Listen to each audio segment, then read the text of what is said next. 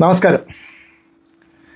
ഇന്നത്തെ വിഷയം ഇസ്രയേൽ ഇറാനെ ആക്രമിച്ചത് എന്തുകൊണ്ട്, അമേരിക്ക അതിനെ പിന്താങ്ങി ഇറാനിൽ ബോംബിട്ടത് എന്തുകൊണ്ട്, യൂറോപ്യൻ രാജ്യങ്ങൾ ഇതിനെ അനുകൂലിച്ചത് എന്തുകൊണ്ട്? ഉത്തരം വളരെ സുവ്യക്തമാണ്.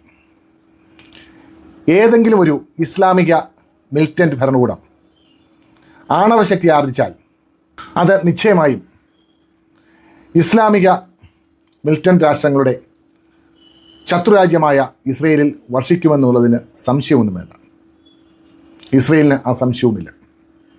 കേരളത്തേക്കാൾ ചെറിയ ഭൂവിസ്തൃതിയും കേരളത്തിൻ്റെ 1/3 പോലും ജനസംഖ്യയില്ലാത്തതുമായ ഇസ്രയേൽ എന്ന ചെറുരാജ്യം ഒറ്റയൊരു ആണബോംബിൽ ഭൂപടത്തിൽ നിന്നും തുടച്ചു മാറ്റപ്പെടും. അവരുടെ വർഗം തന്നെ ഇല്ലാതാകും. ഇത് അവരുടെ ആധിപത്യം സ്ഥാപിക്കാനുള്ള പോരാട്ടം അല്ല, മറിച്ച് ജീവൻ മരണ പോരാട്ടമാണ്. അപ്പോൾ അവർ അതിൻ്റെ ഏതറ്റം വരെയും പോകും. സ്വന്തം നിലനിൽപ്പിന് തടസ്സമുണ്ടാക്കുന്നതിനെ പ്രതിരോധിക്കാതിരുന്നാൽ അവർക്ക് സർവനാശമുണ്ടാകും. അത് അവർക്കറിയാം. ആ നിഷ്ക്രിയത്വം ആത്മഹത്യാപരമാണെന്നും അവർക്കറിയാം. ഈ കാര്യങ്ങൾ തന്നെ മറ്റ് പാശ്ചാത്യ രാജ്യങ്ങളും ഭയക്കുന്നു.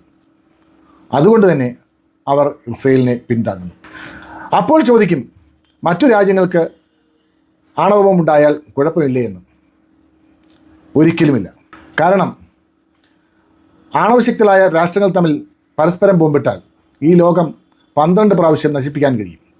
ബുദ്ധിയും വിവേകവുമുള്ള രാജ്യങ്ങൾ അത്തരത്തിലുള്ള ആത്മഹത്യാപരമായ ചെയ്തികൾക്ക് പോകില്ല. എന്നാൽ ഇസ്ലാമിക മിലിറ്റൻ്റ് രാജ്യങ്ങൾ അനുവർത്തിക്കുന്നത് പൂർണ്ണമായും ഇസ്ലാമിക നിയമമാണ്. ഇസ്ലാമികമല്ലാത്ത രാജ്യങ്ങളെ നശിപ്പിക്കുന്നത് പുണ്യമായി അവർ കാണുന്നു. അതിനുവേണ്ടി മരിക്കുന്നതും പുണ്യമായി അവർ കണക്കാക്കുന്നു. ആ സ്ഥിതിക്ക് അവരെ തടയാൻ ആർക്കും കഴിയില്ല.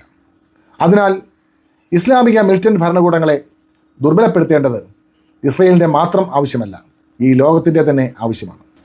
എല്ലാ ഇസ്ലാമിക രാജ്യങ്ങളും ഇത്തരത്തിലല്ല എന്ന് ഓർക്കണം. അതിനാൽ തന്നെ അവരും ഇറാനെതിരാണ്. ജീവിക്കാൻ ആഗ്രഹമില്ലാത്ത ഒരാൾ കൊല്ലാനിറങ്ങിയാൽ അവനിൽ നിന്നും രക്ഷപ്പെടാൻ ഒരു മാർഗമേ ഉള്ളൂ. ഒന്നുകിൽ അവനെ കൊല്ലുക, അല്ലെങ്കിൽ നമ്മൾ ചാകാൻ തയ്യാറായിക്കൊള്ളുക. കൂടാതെ യഹൂദർ എന്ന വർഗം ബുദ്ധിവൈഭവത്തിൽ ലോകത്തിൽ ഏറ്റവും മുമ്പിലാണ്. അവർ ലോകത്തില്ലാതായാൽ മനുഷ്യരാശിക്ക് തന്നെ തീരാ നഷ്ടമാണ്. കേരളത്തിലെ മാധ്യമങ്ങൾ, ജനം TV ഒഴികെയുള്ള എല്ലാ മാധ്യമങ്ങളും ഇസ്രയേലിന് എതിരാണ്. കാരണം വഴിവിട്ട ഇസ്ലാമിക പ്രീണനം. വെറും ഇസ്ലാമിക പ്രീണനമല്ല, ഇസ്ലാമിക ഭീകര പ്രീണനം. സ്വസ്ഥമായി ജീവിക്കണമെന്ന് ആഗ്രഹമുള്ള ഒരു ഇസ്ലാം മതവിശ്വാസികളും ഇസ്ലാമിക മിലിറ്റൻ്റ് ഗ്രൂപ്പുകളെ അംഗീകരിക്കില്ല. കാരണം ഈ ഇസ്ലാമിക മിലിറ്റൻ്റ് ഗ്രൂപ്പുകളാണ് ഏറ്റവും കൂടുതൽ ഇസ്ലാമിൽ തന്നെ ഉള്ളവരെ കൊന്നൊടുക്കിയത്, ഷിയ സുന്നി എന്നൊക്കെ പറഞ്ഞ്. അമേരിക്ക ലോക പോലീസ് ആണെന്ന് പുച്ഛത്തോട് നമ്മൾ പറയുമ്പോൾ ഒന്നോർക്കണം, അത്തരത്തിൽ ആജ്ഞാശക്തിയുള്ള ഒരു ലോക പോലീസ് രാഷ്ട്രം ഈ ലോകത്തിന് ആവശ്യമാണ്, സമാധാനം പുലരാൻ.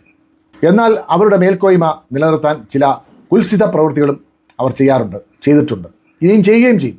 അത് സത്യമാണ്. എന്നാൽ ലോകം മൊത്തം നശിക്കുന്നതിനേക്കാൾ ഭേദമാണത്. അമേരിക്ക ഇറാനിൽ ബോംബിട്ടതോടുകൂടി ഇറാൻ്റെ നട്ടലൊടിഞ്ഞു.